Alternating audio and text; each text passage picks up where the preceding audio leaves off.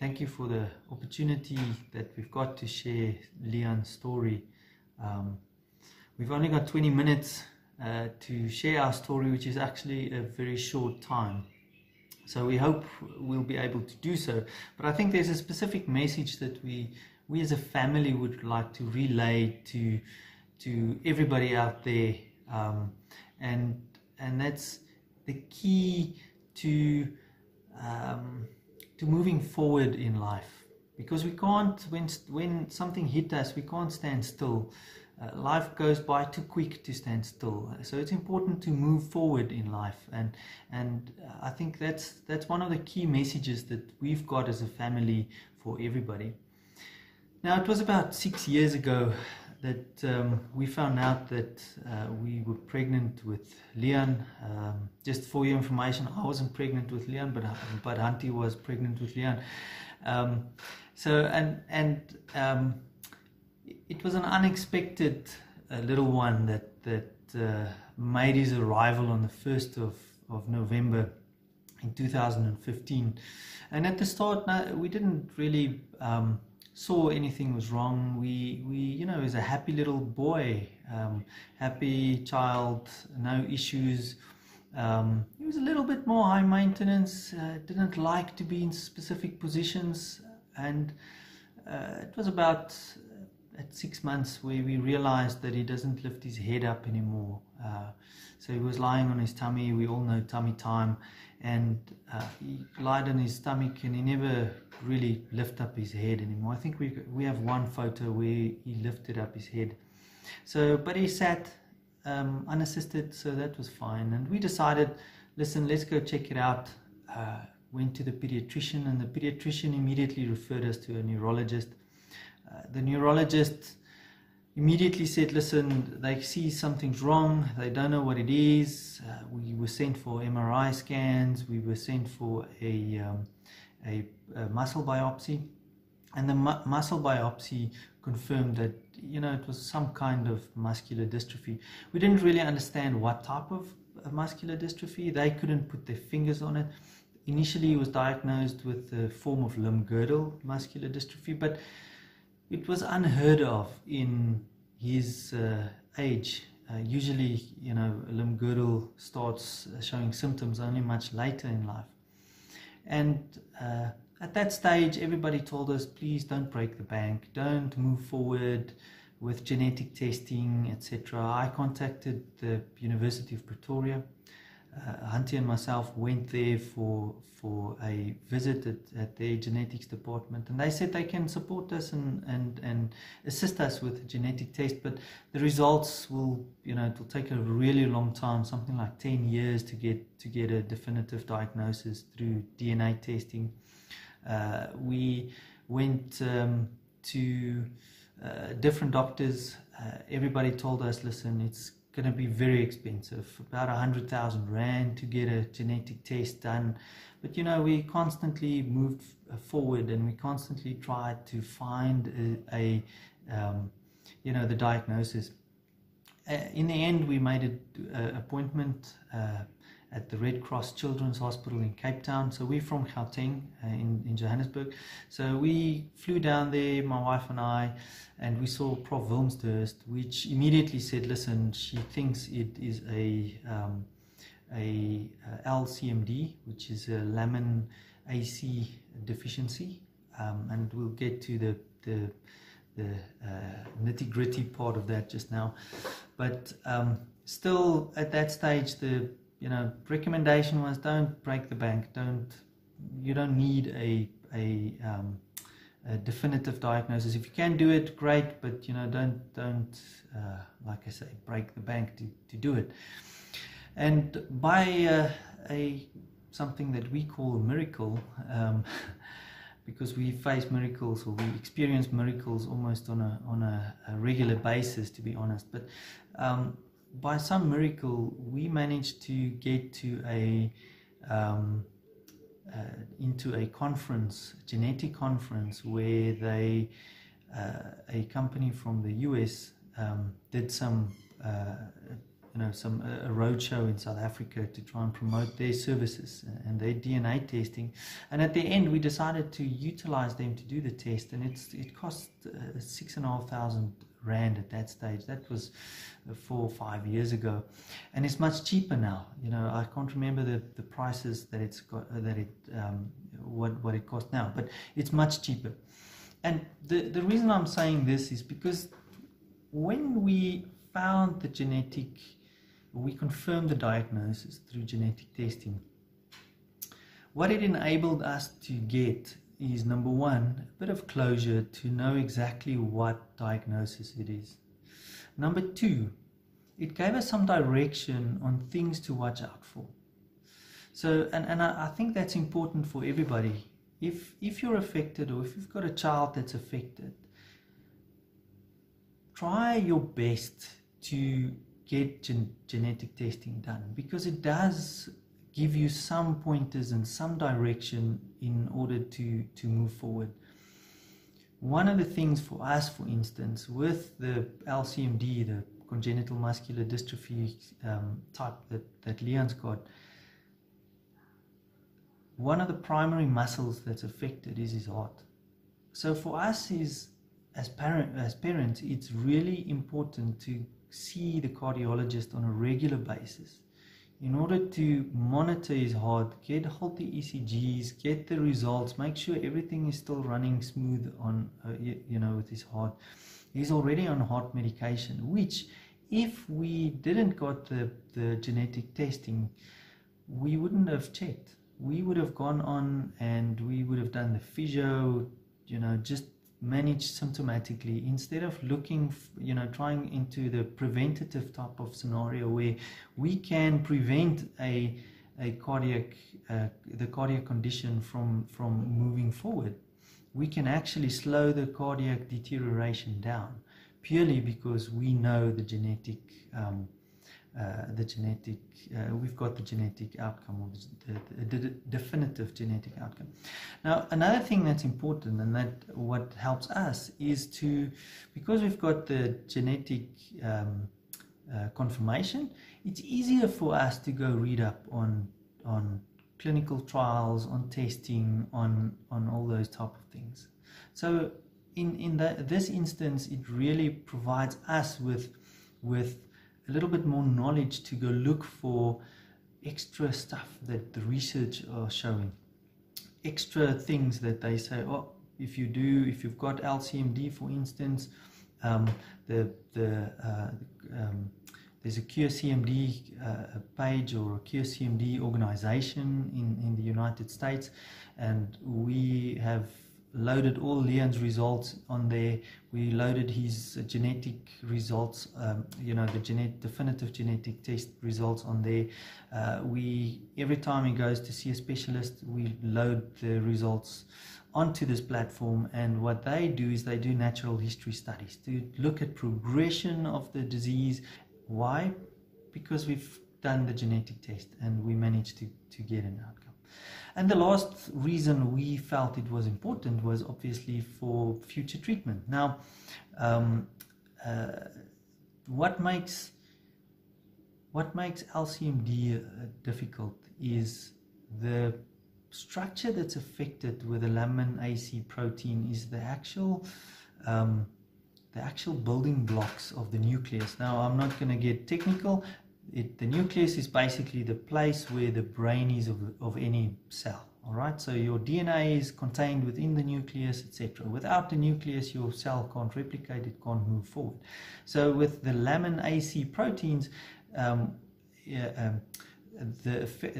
actual building blocks of the structure of the cell, of the nucleus, is compromised. So in other words, the cell starts out normally, and then the structure gets compromised, and all the DNA and everything inside the nucleus flow into the cell, into the rest of the cell, and eventually the cell dies.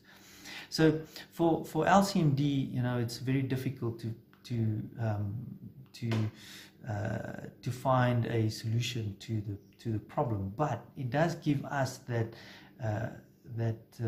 ammunition, if you want to call it that, to actually look what treatments are available, what research are available, what does genetic research show, what does what does other research, natural history research show, what possible treatments are there for future, in the future, etc. So I would like to encourage everybody, if you can, get a definitive genetic test done, and make sure that you get your diagnosis, and if you need support, reach out to MDF, reach out to Gerda and the team. Let them see what we can do in order to support you as an organization. So on the topic of moving forward, and I know I need to move forward because time is ticking, one thing that we've learned as a family is that time does not stand still. We've also learned that muscular dystrophy is a condition that is a limiting factor, especially for Leon. So certain things we as a family normally could do, we can't do anymore, but we don't let that stop us. And I think that's a key message for everybody who wants to move forward and needs to move forward, is that we can't let a limitation stop us. Okay, just because Leon can't walk does not mean that we can't do things. Okay, so with Leon's condition, Leon could never walk, he could never stand, he's super floppy, etc. So he's from a muscle perspective, he's really limited in doing certain things. So, but we as a family made a decision that we will, although it might limit us as parents, and it limit certain activities that we do as a family, we decided that we are not going to let that affect us. Okay, so what does that mean? It means we travel. We do.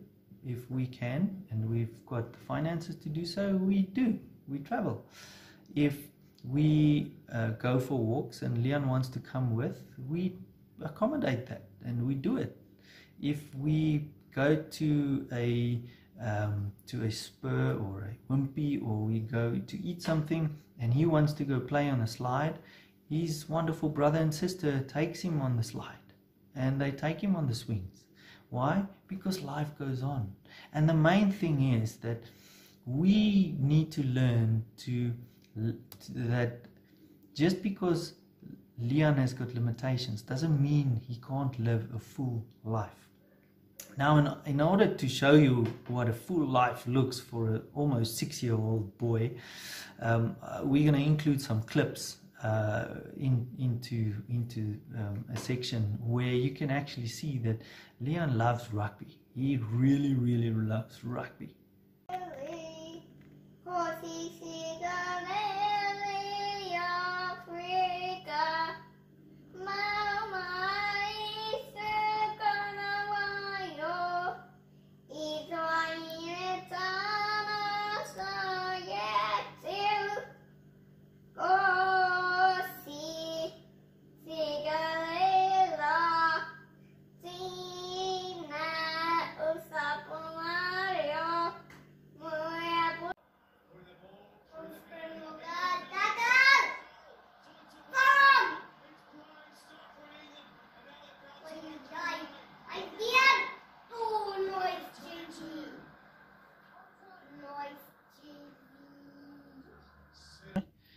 Mooi. Wat is Springbokkaptein se naam? Siegelisie. En wat se ander springbokke ken jy? Cheesemankowie, Brian Albana en Ompimpi en Siegelisie en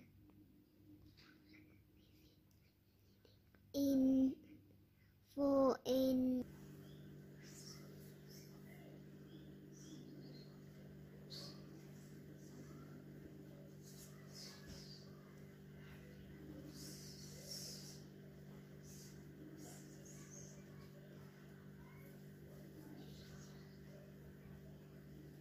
Leon also loves to drive around with his wheelchair and throw donuts, and he's a really, really happy little boy. You know, having races with friends.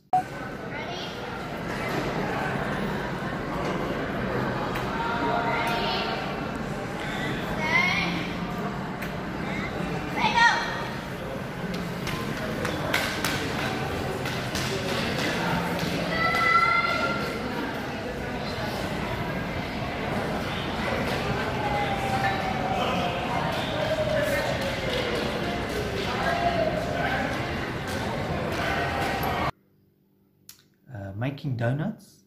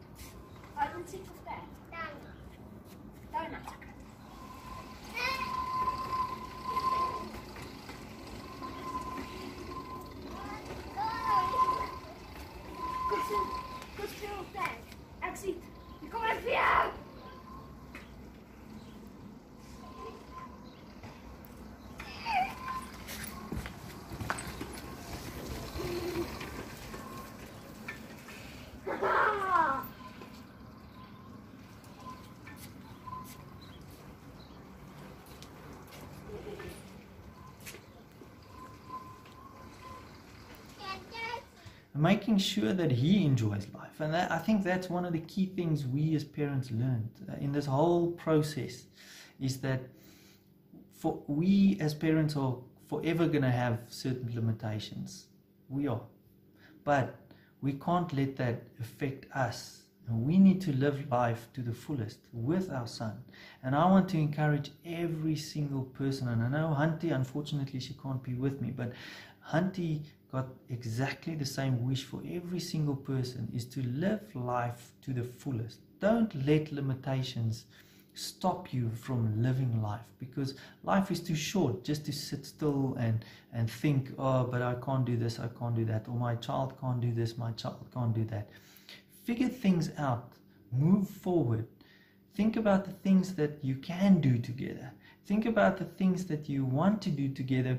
And if you think there's some limitation, talk to someone that might make it happen. Let's take the MDF, the cycle challenge that they've got. You know, there's numerous photos that you can go look at on the website and in the magazines, how our members join that race and they jump in a cart and someone pull them. You know, that's living life to the fullest. And I would really, really, I want to really ask you to focus on that. Focus on the positives. And I know there's a lot of challenges. I know financially, you know, we might face challenges in with this type of neuromuscular diseases. It's really expensive. If you think about anything special needs related, you know, it becomes really expensive, and I do understand, and we as a family do understand the financial impact on it. But find a way to move forward. Find a way to live life to the fullest. So we as a family would really like to thank you for this opportunity. One of the key things that we as a family always had was our faith to pull us through our dark days and dark evenings, and yeah, we really want to say that you need to stay focused on positive, stay focused on hope, and live life to the fullest. Thank you for the opportunity.